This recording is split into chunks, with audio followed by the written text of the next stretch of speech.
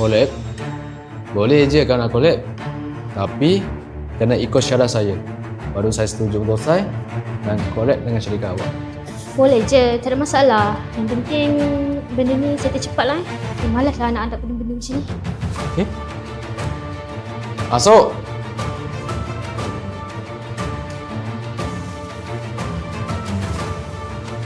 Nah, ni bos.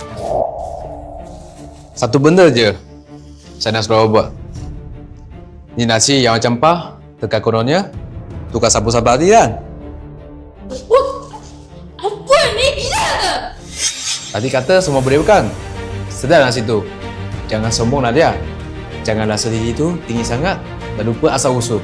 Apa yang kau yang ada ni boleh hilang bila rasa.